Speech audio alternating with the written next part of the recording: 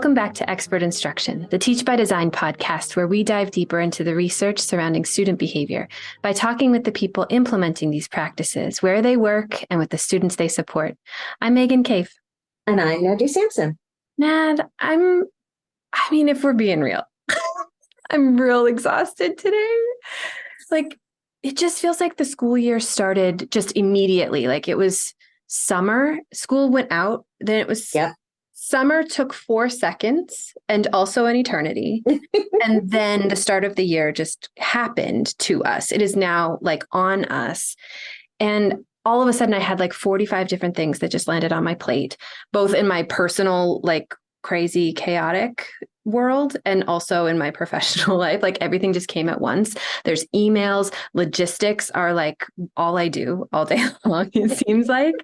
And yesterday I had to set a reminder to like stand up and then leave the office and then set a timer for how long I should be gone and then come back to doing it. Otherwise it was never going to happen. But I guess that's just our reality now. Same. And I'm wildly impressed that you set a timer to make sure that you get up and walk around. Are you impressed or a little sad? I am wildly impressed. Look at you doing self-care.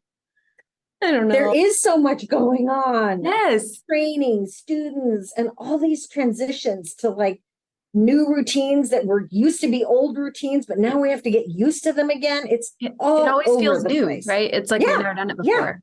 I know. I bet there's more than a few of us who could use just a little distraction while maybe still feeling like you're doing something work related. That's my favorite kind of distraction is like, let me just real quick read this funny. Let me scroll Twitter looking for the educational posts. Yes. So maybe if you're feeling the same way. So impressed with you. Maybe if you guys are feeling the same way, that's what we can be over the course of this episode for all of you. Let us be the reason that you needed to just close your email. Maybe you turn your phone on silent. Maybe you sit somewhere comfortable, but you could also listen to the brilliant guest that we have for you today. We're talking about school-wide teams today, and joining us in that conversation is someone that is near and dear to our hearts. She's a dear friend. She's a longtime colleague, Danielle Triplett. She's so great. She is so great. Danielle is a senior research assistant, and I'm happy to announce that she is a new member of our PBIS Apps training team. Hooray! Here at the U of O. She loves to talk about how school operates. She loves how schools operate. Yes. But she's particularly interested in exploring how they can improve educational equity, offer alternatives to exclusionary discipline, and use data for decision-making, and implement multi-tiered systems of support for behavior and mental health. She is an experienced coach, an avid snowboarder, a baker, and a dog lover. And we are absolutely thrilled to have her here today to share everything she's learned about school-wide teams. Well, hi, Danielle. Thanks for being here with us today. Hi, Megan. Hi, Nad. It's great to be here. It's so good to see you. Welcome back. We're so happy to have you back with us.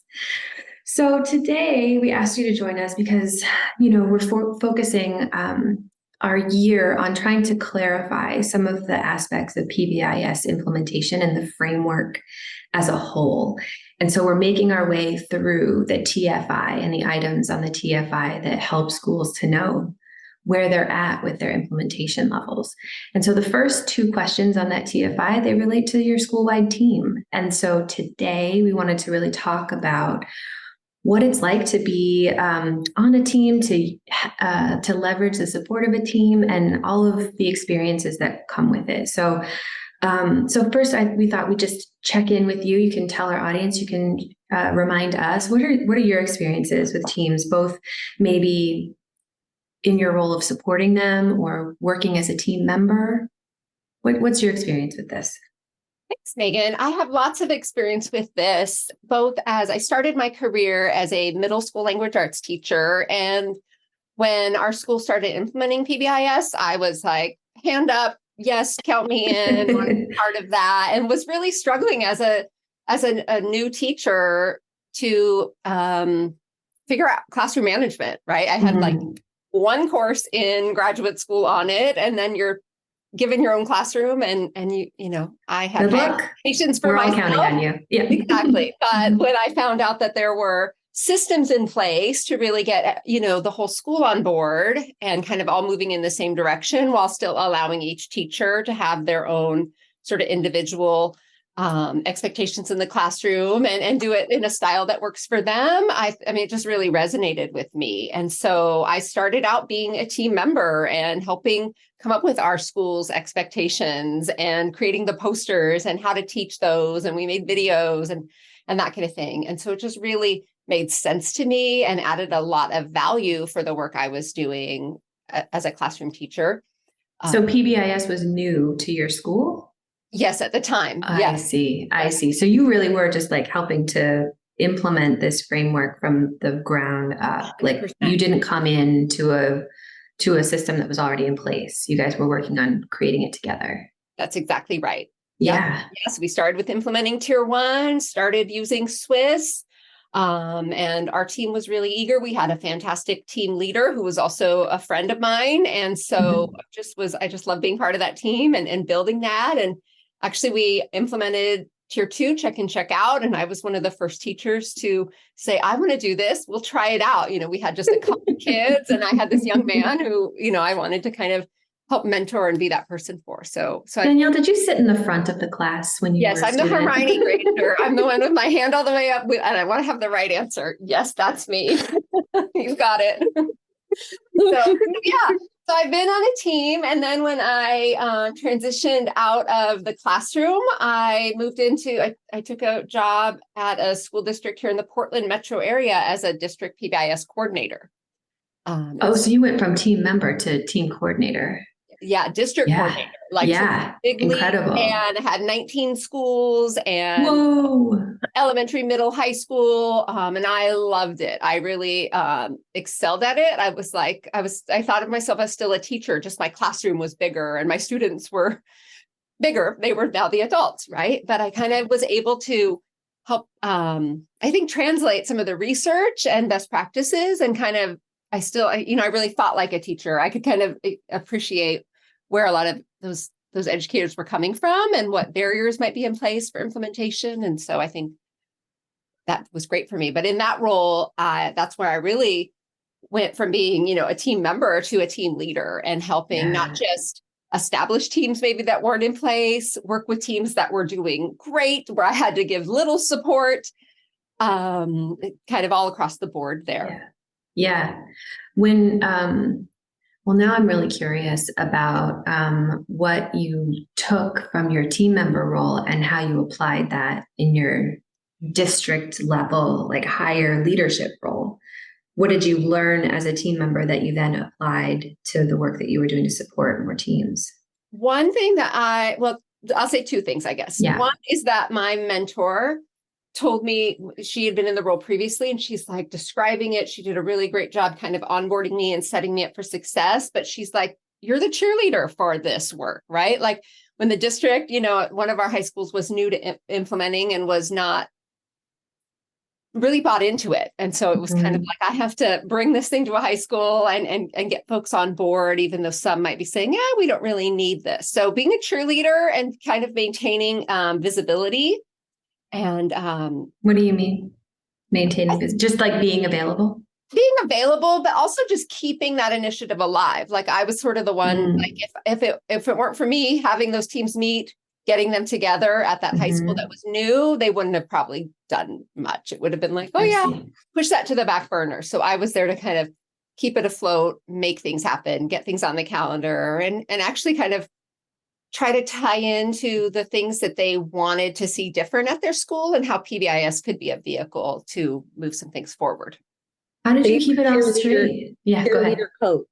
Yeah. How did you keep it all straight where everybody was in their implementation? 19 schools is a lot of schools. I imagine not everybody was working on at the same pace or had the same goals. Yeah. So how do you keep it straight? You know, I think because of the work I had done as a classroom teacher, and I'm just naturally organized. So Multitasking all the time. Yeah. Exactly. I brought in organizational structures, and was able to really develop cohorts of folks that were kind of, okay, these schools or teams might be kind of in the same stage of implementation or need for support, what they're ready to scale up, what they need to focus on. So I had like quarterly team leader meetings where I would do, and I think what I did was I had like just the elementary team leaders come together, and then I'd have the secondary, so middle and high school team leaders come together and really be able to share what they're working on.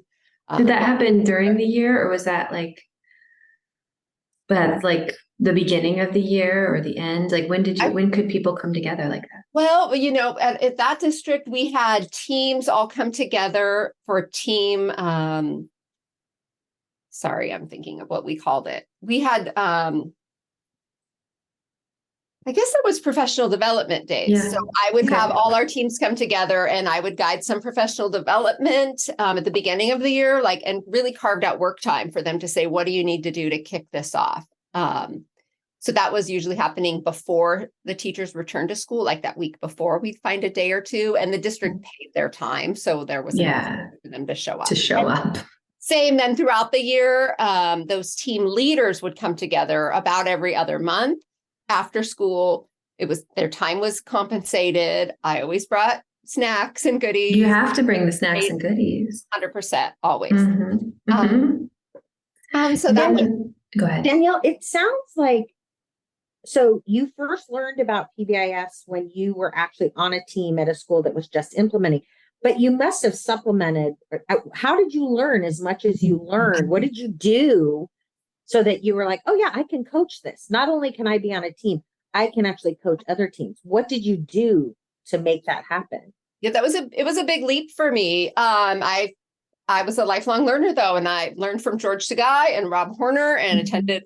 I remember going to my first Northwest PBIS conference in Eugene and Chicago. I went to the forum and I scoured the PBIS.org website and just immersed myself in it. And also here in East Multnomah County, we had like a consortium of PBIS district leaders and coaches. So we would come together monthly and share resources, discuss how things were going. So it wasn't me on my own. I had a network of colleagues that I could work with as well. And that was a huge strength. Do you recall if all of your schools had access to a specialist, like a school psychologist or a behavior specialist on their teams, or if that was something that was more challenging to come by?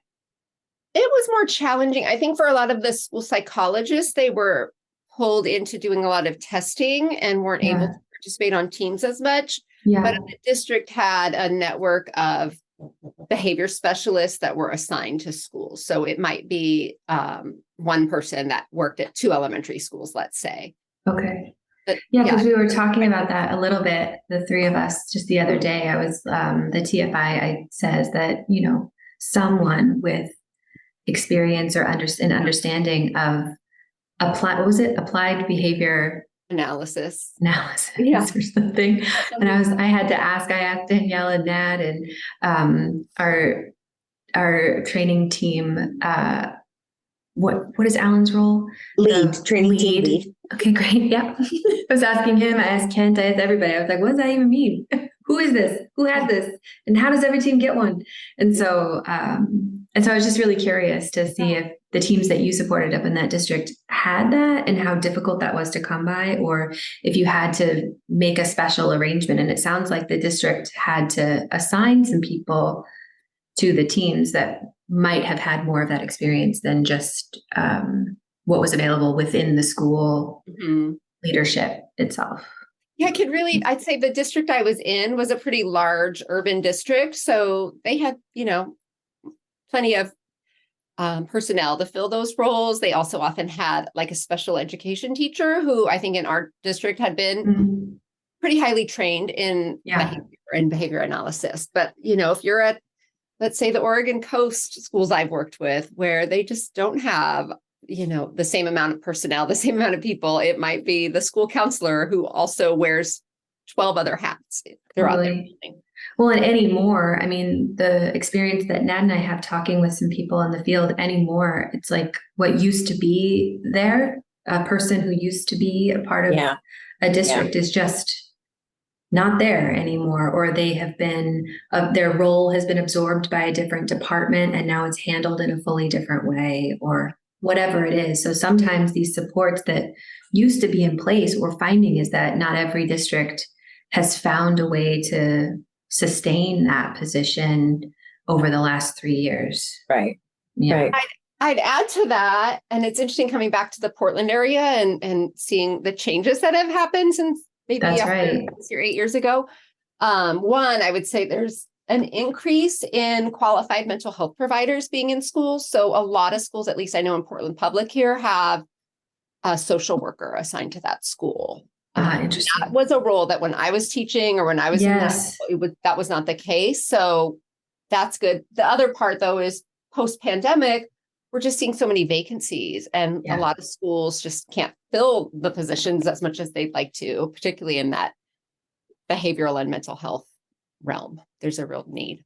Yeah. And there was such isolation with the pandemic too. I remember talking to people across the country at that time, and you were just talking about how you had this network of people you could connect with, that folks that were being put into this role or were new to this role, that type of isolation, they were really trying to figure it out on their own. And probably still are. Yeah, exactly. They're still in a little bit of a bubble trying to figure out, how does this work? What does it look like?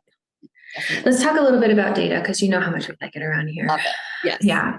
So what are the ways that you've seen teams incorporate data into their regular practices so that it feels natural? Are there specific data points that you've seen schools like to bring and they find more useful than others? Let's talk about it. Let's talk about how data plays itself out in team meetings.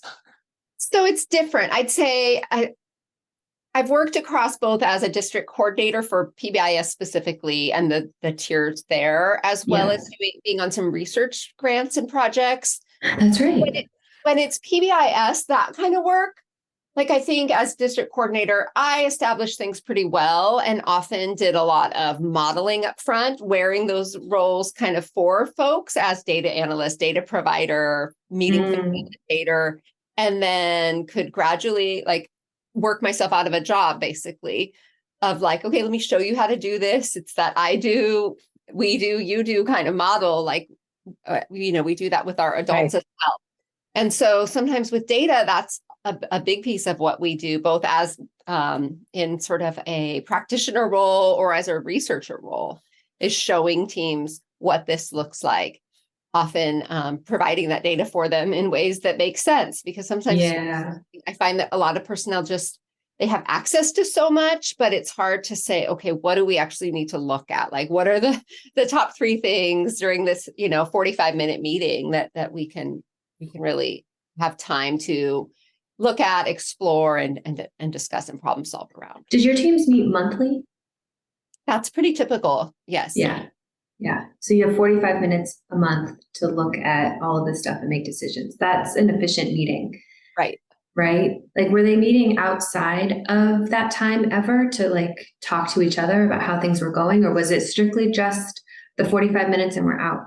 Well, some schools certainly, I think there's ones that definitely carry it over. And maybe as a coach, I don't often see that. But I think one of the most influential practices as a coach I could have is the stuff that happens before the meeting, right? So prepping for it. It's kind of like as a class, again, I think of it as a classroom teacher. Like, it's not all the stuff that necessarily happens once the kids show up at 8:30, but it's the things I did the night before to prep for that and have it be successful. So what were some of those things? Yeah. So I would say, really sending out communication about meetings ahead of time, right? Like a reminder that goes out with an agenda, with maybe a snapshot of the data we're going to look at, and also involving team members to say, what issues do you want to talk about? What's missing on this list, to make sure that, we're being inclusive and getting everyone's voices.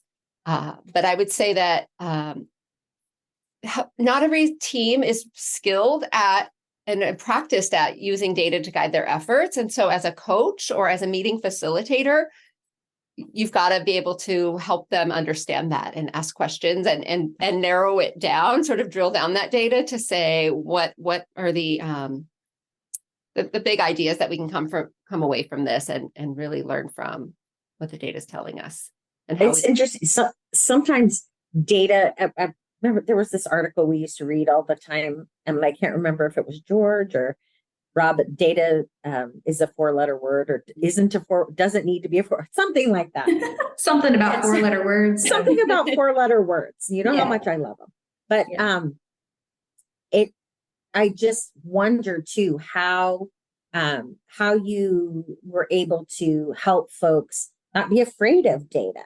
And I know one of the things I used to do is to say to teachers when I was working with teams is like, you look at data all the time. You're constantly checking to see if students are making progress or not making progress. So trying to make it something more familiar, like you actually look at data quite a bit. This might look a little bit different, but that's what you do as an educator. So I just wondered if you ran into that sometimes. People are like, no, thank you. no, thank you. I think not interested in data.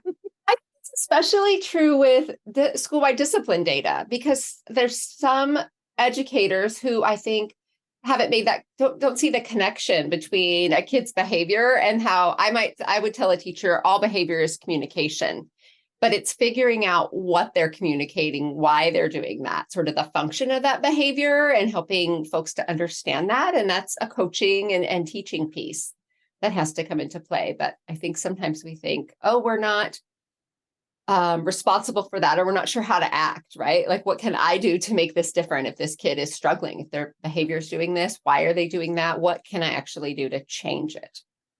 Particularly when it's things that sometimes as teachers, we think, well, I have my students, my kiddos, but I don't need to worry about the 4th grade or what's going on the playground, because that's when I'm taking my break. And so it's part of PBIS really gets folks to say, no, this is our school. We're responsible for all the kids, even the ones that are, already in the next grade or that I won't even see. If I teach, AP chemistry, I might not ever work with that group of kids, but it's still our kids. They're still all part of that. And so I think helping schools look at their data and look at that school-wide and say, yeah, this is really on all of us. And the more we can do to be consistent about our expectations supports all of us as teachers. And all educators, all the folks that are, supervising the common areas, the lunchroom, whether it's the building administrator, educational assistants, all those folks. Like, I remember when Rob would talk about data and the first times that he went into a school to be a part of their team, and he'd show up and he said that some piece of data needed to be presented and, to the group within the first however many minutes of the meeting. And the first time he did it, they were like, cool graph, bro. And then the second time he did it, they were like, oh, you're serious about doing this? Okay. Mm-hmm. And then the third time they would ask, like, well, did you bring the graphs? Or like they had some curiosity around it. Right. And I have found that to be true in the team meetings that I'm a part of, that when we're starting to ask questions or make assumptions about what we should be doing or where we should go next, that now I have it in my mind, because around here we look at information on graphs and charts and all of that, trends over time, all the time. And so now when I'm in a meeting and I find that we're starting to ask questions and then answer them without looking and knowing for sure that we're answering them based on real information, I get curious, like, well, what does that say? Like, what would those data say? And in the opposite way too, just last year, I was looking at some trend data that we had that came out of our national database related to behavior, and some assumptions that I had made about the trajectory over the last 3 years of the way that behavior has gone in schools. I had made some assumptions and those data did not confirm my assumptions. And so then it was like, well, why though? Like, that doesn't make any sense. And so then you get to, so this part about showing data and being regular about it, it just starts to become part of your process as a touch point, I have found anyway, to be like, well, I'm making some assumptions about what we should do next. Like, what if do we have data to look at? And if we don't, how could we collect it so that we can implement this thing and know that it made a difference rather than just sort of feel like we're doing the right thing?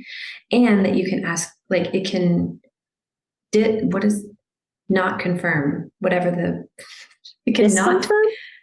Unconfirmed? Disconfirmed? I don't know. It cannot confirm your assumptions also. You know what I mean? That like you think, I know how this is. I know I've been reading. I'm really in tune with what's going on in our building. And then you look at the thing and you're like, oh, that's not what I thought was going on at all. And then you get curious all over again. So I don't know. That's just been my experience with data. You become one with the data. Become one with the data, as I'm kidding. That's what Rob always used to say. I like what you said though, Megan, about, that consistency. And so sometimes it is with teams. It's just being the one. And if it has to be you as the external coach in that data, I think presenting it, having, if schools, almost every school I've been in nowadays has a projector with a screen built in. So we're so easy to pull it up and just project it. So we're all looking at the same thing. Versus the model of one person's got it on their laptop and they're just talking about it. Like it just creates a totally different environment where we can all look up at this big screen and see the graph in real time or click the next thing and then say, oh yeah, let's just look at this school year, or let's look back at this time last year, or let's compare it in some other way and see that. I think it's such a game changer. And I honestly, schools don't do that enough. I walk in schools and I still see them sometimes just talking about it rather than actually looking at it together. Yeah. Right. Yeah. I would say one of those small changes that could have a big impact is just display it. Just display it, project it. And, schools have access to this, or whether you're talking about it school-wide, a grade level, or individual kiddos, like that data it's out there. Are there other, tips? The team initiated problem solving model, they describe meeting foundations, right? These things that you need to have in place regardless of the team that you're on if you're looking to make some decisions together as a group, right? And one of those is to be able to project like the agenda, your data, your minutes, these kinds of things. Are there other so you talked about like a small change you can make is just project your data on the screen and people get more engaged in it. Are there other foundational elements of a meeting, just like basics of a meeting that you have found to be super useful on teams that maybe we take for granted? I think having the right people in the right role. So I do well as a meeting facilitator. I'm naturally. That's shocking, Danielle. I know. I've been called meeting director, and I love that. I like being the cruise director. Yeah, nice. I do it well, and so that's great for me. That might not be great for. Love you, Nad, but that might not be her jam. You're not wrong. Finding your person. My goodness. In the right role. I think that's really important, and whether that's you have one person who's stands out as, oh, this is our go-to, it's Danielle, or it's, oh, we've got to get creative, find that person in your building and get those people in those roles, because a big part of that, like I said, is creating the agenda, sending out things before the meeting. I think when I think of those foundations, it's not all the stuff that happens right there. It's being prepared for the meeting. It's yes, I agree. The space that we're going to be at, making sure, as an outsider, whether I'm in a district or kind of research role, sometimes you forget, oh, that meeting, we had to change it because we had the fire drill today. And now the meeting's not going to be till Thursday. Let people know. Like sometimes we forget to send our research partners or our district partners that message. So I always was in the habit of confirming it the day before, getting phone numbers to text them and making sure, hey, are we all in the same, still happening today at 3 or whatever that is. The other key thing, I think, as a foundation, and I know research supports this, is having an administrator who's present, right? Present, whether that's physically or just kind of emotionally and actually there, right? But not distracted and getting pulled out as they often do, but really making a commitment for that work. Yeah. Why do you say it's so important? my own personal experience has shown me that when I've got administrators who are sitting at the table making time for teams, they're able to then take that and say, oh, the team needs this from me. Here's a resource I can get from my district, from my boss, from, they need time with all staff. So I am in control of those agendas at the staff meetings. I will carve out time for that. I will prioritize this and help schools see the big picture and how, let's say, this initiative fits in with our sort of school-wide mission and the goals we have, that it's not just this siloed thing that's happening and that team, they're meeting and they're doing their own thing. But no, I'm connecting the dots and I'm being really strategic and intentional about making this happen. I think you said a really important word there, that that it's a priority. Yes. Because without that leadership saying, yeah, no, it really is a priority, and showing that by allowing the team to meet, getting the time for professional development and things, it can just easily dissipate, and it doesn't become a priority anymore. It's just, meetings get canceled and people stop showing up, or those kinds of things. So that word priority from your leaders, I think, is so important. Reminding me, I'm thinking back to a principal I worked with. Her name was Elaine Luckenbaugh. She was one of the strongest leaders I've worked with. And she was an elementary principal, but also served on like some committees. Like there was a district equity committee we worked on together. But she just embodied PBIS too. Like she not only was on the team and had her team's back, she provided, like you're saying, the resources they needed, if that was a budget, if that was time, if whatever. But when she would, let's say, run her school-wide assemblies, they were so positive. They were so inclusive. And the language consistency where she was using safe, respectful, responsible, like she used that with all the kiddos. She used that with the adults. It was just, she really modeled it and lived it for them too. So it was kind of this subtle reminder, like this isn't just something we, talk about or we do sometimes. This is truly just the culture of our school and how we do business. Right. And, she was just so great, a real exemplar of leadership in that way that, it wasn't kind of forced down anyone's throat. It was so organic and just natural, and how she operated, whether she, had a one-on-one meeting with me and kind of carried that through to running, an assembly with 500 kids and staff.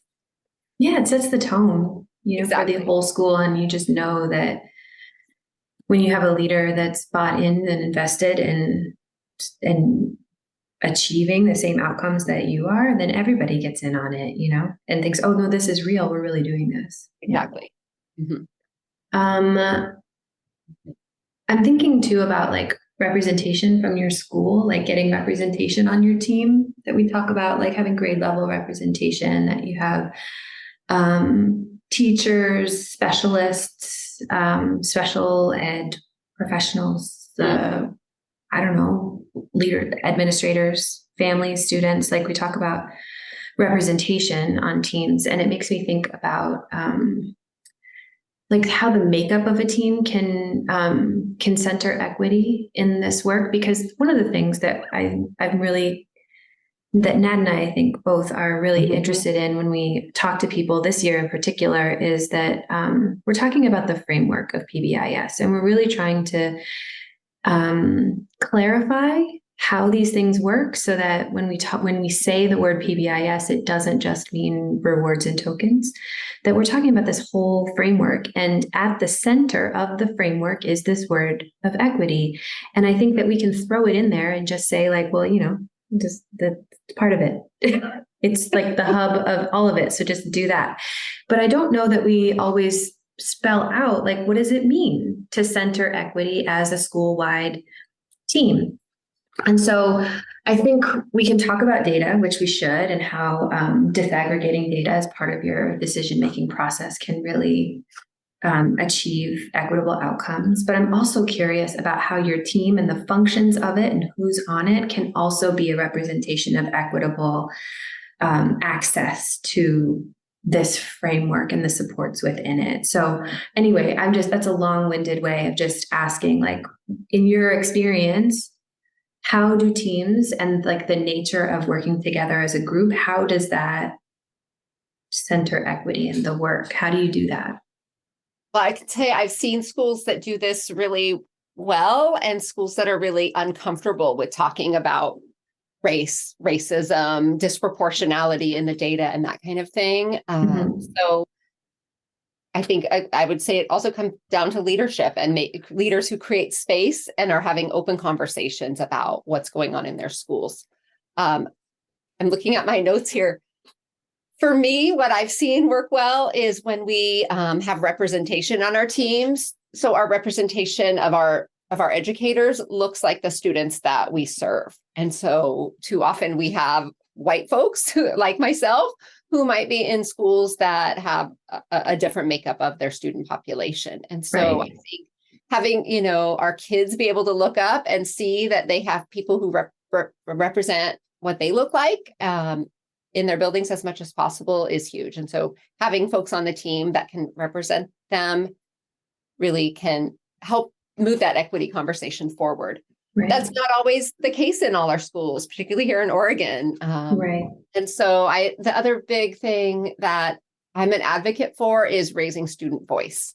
I think that so often education, we are, we're the adults and we're educated and we make these decisions for our students rather than saying, what can we do with our kids? And today's kids have lived through the pandemic, right? They have some strong lived experiences that really impacted them. And I think they are savvy to and have seen some injustices in our world that they have things to say about. And so they are, I know in some of the work Nat and I did together in one of our grants where we had focus groups, kids are pretty savvy and pretty open about calling out injustices that they see, ways that one teacher might talk to one kid this way and do something different with another kid. And often that's based on their gender, their race. They're just sort of, that kid just usually, they, They always misbehave or they carry that card or they're right. Yeah. They're one of those. They're one of those kids. They're one of the bad kids and they just get labeled in this way and not kind of given a clean slate and a fresh start. And so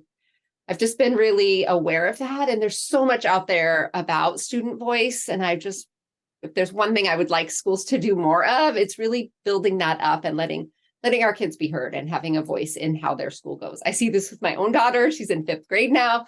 She is a strong, independent young lady and has a lot to say. And yet at school, she acts different than she does at home. And I think a lot of us as parents probably see that.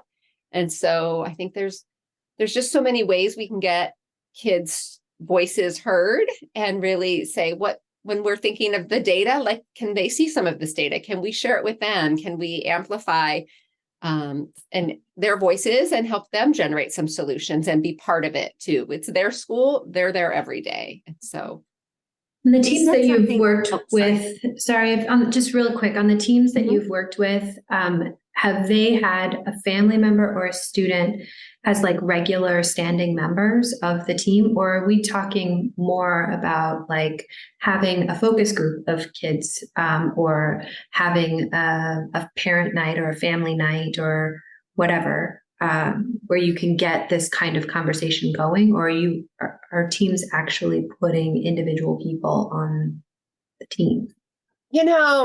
I know that on the TFI and some of our work, our tools, our assessment tools, we might say, we should have a family member on the team. My experience in teams has been that is the exception, not the rule. It's not the most common practice. And then students even less so, especially at the upper grades. Yeah. I find that problematic. And I might have to disagree with some of our, PBIS gurus out there who might say, we need that representation. But I just don't see how one parent can be representative of hundreds of other parents. Like that's just one voice. And so that would be, I would say that'd be one solution, but I wouldn't have that be the only thing we do. Yeah. Getting parent voice.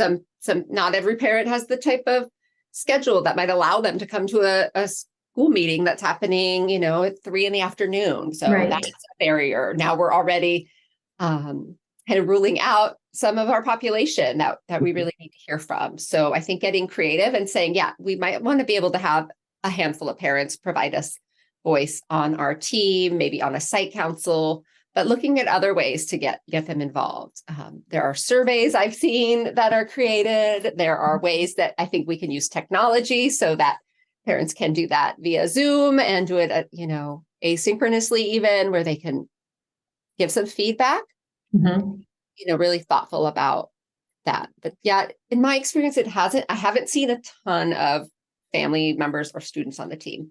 It's something I've been really curious about because as a parent myself, I'm often not able, just the way that my work is. And then after school, there's extracurricular stuff that the kids are doing that I'm taking or having to juggle with logistics. And so adding something like that to a regular thing that I'm doing with the school would be tricky. And then I think so it gets back to this question around equity, where when you have representation on your team, just because you want to have grade levels represented, or you want to have a parent on your team, it's like checking a checkbox almost. Like you don't want to do that. You want to make sure that it's real representation. And I think your point around having one parent on the team they can't speak for the rest of the school, because just them being able to participate automatically makes their experience different than somebody else's. So I think it's a good point. Nad, what were you going to say? I just wanted to amplify something Danielle said around creating the space, having leadership that creates the space for these conversations, because in my experience with teams, having conversations around equity, disproportionality, just like you said, is scary sometimes, and it's really challenging. And so how do we create the space to do that? How do good administrators or administrators that are willing to go take it a little bit further and have those conversations, make the space? And I think it lends itself to what you were just saying, both of you were just saying too, is create the space for not just one parent to be on the team, but what are all the ways we can be inclusive and build equity into what we're doing, and creating the space for that it's not, we're just going to do this and check the box. I just think it's so important. And I think we have a ways to go in terms of that, in terms of encouraging or supporting teams to feel comfortable around these conversations. How do we do that? I have people ask me all the time, well, how do you have this conversation? I'm looking at the data. I'm looking at our equity data. I don't even know where to start of how to do this. And so I think we're building those conversations. But I think we have work to do, a lot of work to do around it. So, yeah. Go ahead. I was going to take us back to another example I can provide is at the high school level, at the school I mentioned earlier, that was the new high school implementing PBIS. They did a lot to empower their students. And so but thinking beyond, like often even with that, we tap the leadership students or, students that have already kind of identified that aren't representative of the whole population in the same way. And so really looking at, in this school, they were deciding on what their school-wide expectations would be and wanted student impact. So they took that to all the advisory classes or homerooms that they had, and kids were able to all chime in. So it wasn't, just the seniors are giving their input or just this group of kids. It came from everybody. So they really looked at ways, how can we make that representative of everybody? So that's really a small example, but it's, there's already, it's looking at your context and the structures that are in place, whether, our school has homeroom every Wednesday or every morning or whatever that is. How can we capitalize on that? The center just came out with a new resource, or posted one. I think it's called, I'm looking over here because I read it just the other day, Centering Equity in Database Decision-Making. Considerations, recommendations for leadership teams. And in it, it's really wonderful. I was focused primarily on the systems and practices around the actual teamwork, not necessarily on the decision-making stuff. That'll come in a future article. But for this month, I was really focused on what are the structures that we have in place for teams? And they have a series of, in that resource, there's a series of questions that they recommend teams make their way through, either with an outside facilitator who can help them have this initial, this is how we're going to address each other, and this is how we're going to center equity in our work. Or if you don't have access to that, these are the questions that you can ask each other and talk about as a team. It requires like trust and openness. And one of the other things that they mention in this resource is that not everybody who comes to the table, your school has a hierarchy, right, of people who have authority and responsibility within the building. And those people along that like ladder are going to all be sitting around the same table, talking about the same stuff, making the same decisions together. And so it's possible that, you know, if you have a grade level teacher is sitting next to the principal, is sitting next to the school psychologist, who's sitting next to a district level person, whatever, like all of those people feel compelled to participate in different ways. And what's important as a team is to establish that we're all going to be talking to each other in a way that we may not talk to each other outside of this meeting space. And so it's really like asking people who tend to have more authority in the building to watch and make sure that they're listening and amplifying voices at times. And then also encouraging people to talk in the meeting that may not feel compelled to do so because they just don't see it as their role typically in the building. So it's just trying to like navigate this team dynamic, because there's something about it that you have a way of working together outside of that room. And what we're suggesting is that we're working together as equals while we're around this table. And that's not always easy for people. So you actually have to make investments and considerations for how you're going to have equity around the table, not just in the decisions that you make. You know? Such a great example, and such a strength of a skilled facilitator who can really make sure that they're creating an environment and kind of the culture of that team and how they work together that allows for that. Totally. Anyway, it's a really cool resource. Yeah. We'll link it in our podcast summary, but everyone should check it out. There's like lots of good stuff in there. It's brand new. It's brand new. So the last question then that we wanted to talk about, which is what we try to do, we try to end every episode this way. It's like we've got team members that are listening to us right now, and they have ideas for what they want to do for the year, but they may not. It might be like you, where it's like, I've never done this before. What do I do? And so what are some things that you would suggest or that teams make some investments in right now, that being that this is the beginning of the year in particular, that could really set them up to be successful by the end of the year? I think of it like, as I did as a classroom teacher. So I'm backward planning. So I'm like, where do I want us to be by, let's say, June, by the end of the school year? And how can I work backwards to get there? And so if, ideally with the schools already has an action plan they've created or been able to build that, if they have that to start with, great. If they don't, I would say looking at what data they have as a team to decide what are our priorities for this year. Sometimes we might complete the TFI and it's like, oh gosh, where do we start? We're still just at this early implementation stage. There's so much to do. Well, that's a great opportunity to get, opinions from or amplify voices of your stakeholders, of the kids in your building, of the families in your building, of the adults in your building. Here's all the stuff we need to do. What are the big priorities? How can we really be strategic here and get the biggest bang for our buck? So I think having an action plan to guide that work and kind of a roadmap of where we're going is pretty critical to being as successful and efficient as possible, especially if you do only have one meeting a month for 45 minutes. So it's got to be, how can we use that time well? How can we prep to make sure that meeting is the best use of our time?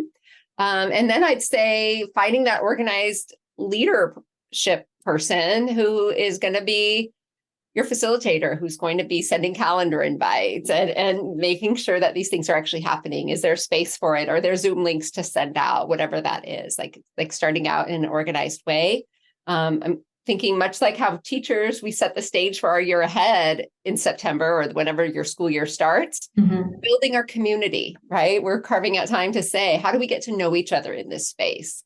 you might be my boss outside of this meeting, but in this meeting, maybe I'm facilitating and you're taking or something like that. And that's I'm going to assign you a task today, sir. And that principal might be like, great, I would love to just be the note taker at a meeting and not have to, do all these other things. And so I think you're building community like in your classroom, you're establishing routines and really being intentionally inviting and finding out what people need. Have they been inside their building all day and it's sunny? And here in Oregon, when the sun comes out, you're like, let's meet outside. Let's sit at the picnic tables and get some vitamin D. Maybe that works. Or maybe folks prefer to do it on Zoom. Maybe there's some other way. Maybe for them, they're like, if there's not coffee, I'm not coming. So what do people need to really be there and show up? Yeah, to actually show up. Nad, what's worked for you in teams? What are the things that you like? I definitely would get on board with that having a mission, a shared vision. One of the things I can't stand is to walk into a meeting and go, no, what am I doing here? What am I? Why am I here? We've all been in those meetings, right? Oh yeah. So I think that is really, really important. And I love the idea of building community. Well, I was just thinking, I find it so helpful. And we've talked about action planning is if people can walk away, if most of the people around the table can walk away with something they've said, I will do that, whether, if it's assigned or not, but it helps me, I know, build investment in what we're doing. I actually feel more that I have a voice and that I have something I need to do to contribute to this conversation. And so I think helping people establish, again, what are they good at? What part do they want to contribute is so important. So, and I think action planning really goes a long way. Who's going to do what by when? And as many people as possible having a role or a task when you walk away from that meeting can be really helpful. I totally agree. And I'm thinking, Nad, sometimes that task, depending on who you are and your personality and your skill set, it might be, I'm going to create this bulletin board that lets everyone know right. Doing about attendance or sharing data school-wide or something like that. Like you've got your people that want to go and make a visual or hands-on. And then you've got other people that might be really painful for, but they're like, you know what, I'll just go back and talk to my 7th grade team and I'm going to share this idea and get their feedback or things like that. Like it might look different for everyone.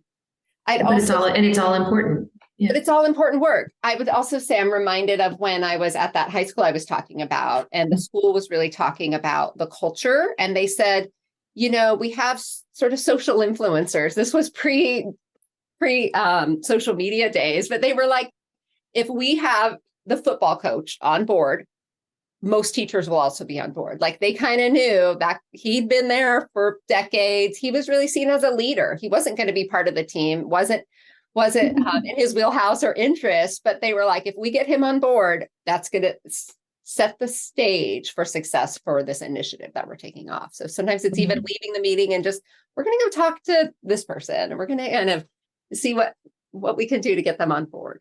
I'd also add to that, like, it's just as important to have that meeting, but to document, like successful teams often document, okay, what are the things we'll do before the next meeting or before a certain date, and helping folks stay accountable. We're all busy. So sometimes you close your laptop, you leave that meeting and you switch gears onto your next thing. If there's a way that facilitator can send out a reminder of here's the notes, here's the things we each said we do. Nad's going to, talk to her 7th grade colleagues. Megan's going to build the bulletin board. Danielle's going to carve out time at the next staff meeting, whatever that is. Like having that accountability and helping each other with all these to-dos on our task list really helps move the dial. So I think here's what I think, that everyone at some point in their professional career has been a part of a team where you've had to work together to find compromise, to collaborate, to make a decision, to look at data, to analyze what's going on, and to figure out whether you were successful or not and how you can improve on it in the future. And that school-wide PBIS teams are no different than that. And that so many of the structures that we know work as part of PBIS teams will work on teams just in general more broadly. Things like agendas and action plans and communication and having the right people in the right roles, all of that, having a person with authority in your organization present and able to allocate the resources that you need in order to advance your work. all of that stuff is just, I mean, these are foundational elements of teams more broadly. And what we know is that good teams are able to make those things fit contextually. So what your team looks like in one place is not necessarily going to be what it looks like at a different school, but there are ways to know whether what you're doing is effective or not effective for your students. So thank you, Danielle, for being here and for sharing what your experiences have been with schools. They've been so broad, and you started at the bottom, and now you're here. I'm so happy to be here. This is really fun. Yeah. We're very excited to have you and to keep learning from the work that you've done and continue to do. So thanks. Definitely. Thanks, Danielle, Thank so much.